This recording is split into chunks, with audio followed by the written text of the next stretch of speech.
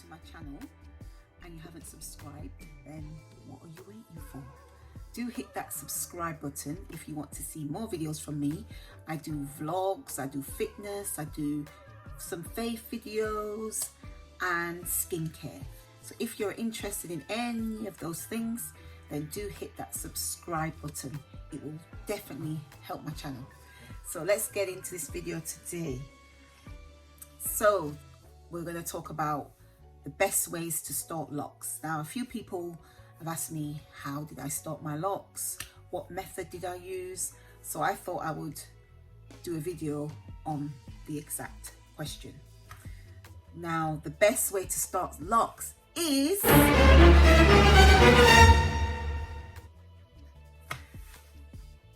in my opinion, there's no best way. I would say the best way for your hair type. So basically, I started my locks with comb coils. I'll have a picture here. You can see when I started my locks, I started with comb coils.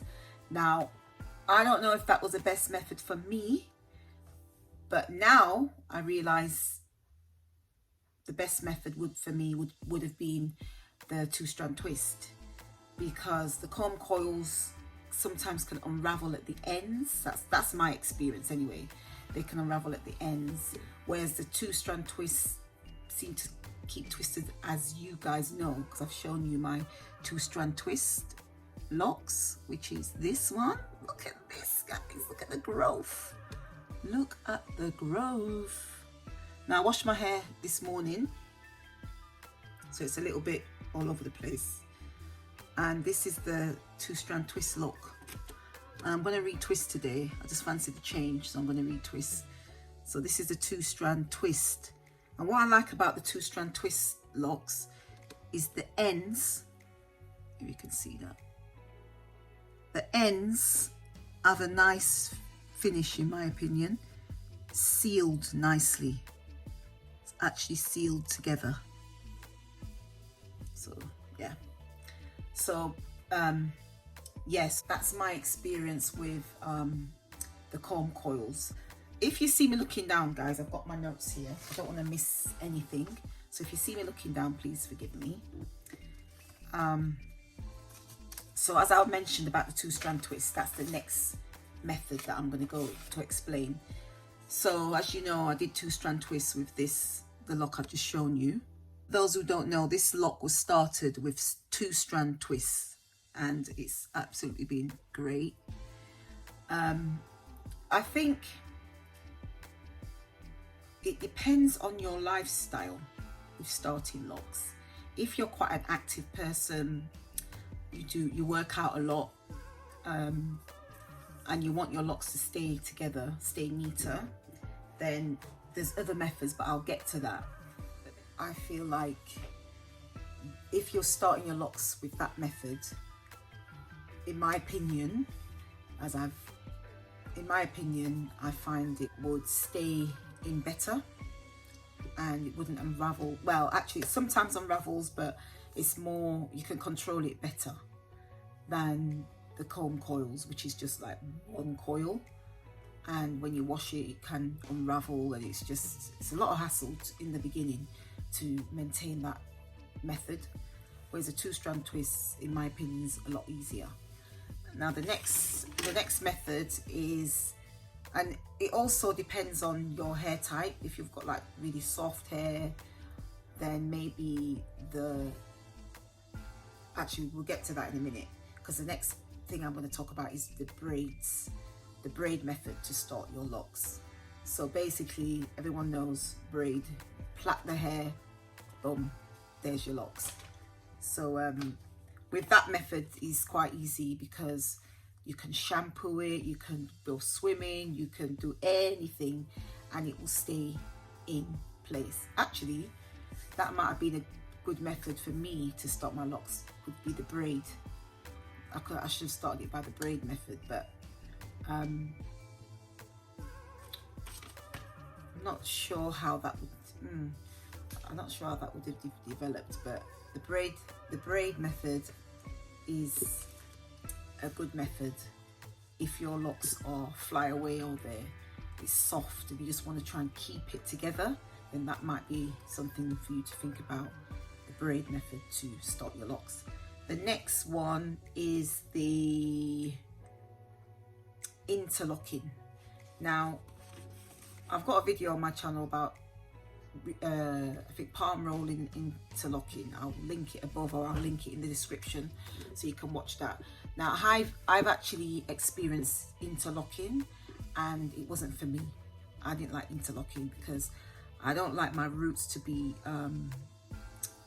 sort of compressed, and that's what I feel that interlocking does. It compresses the roots, so it gives you more of a flatter look. Now, if your hair is thick and you've got lots of it, then fine, you might not notice. But if your hair is not as full, like for me, it just made it flat, and I don't really like that sort of too flat onto my head.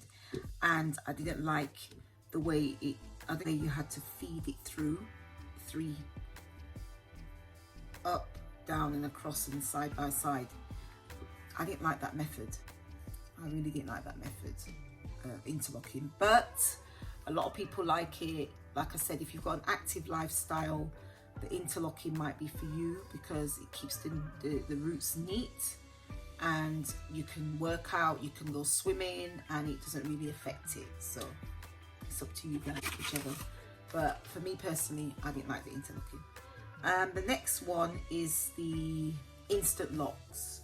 Now, the instant locks is basically you use one of these tools, which is they use it for instant locking.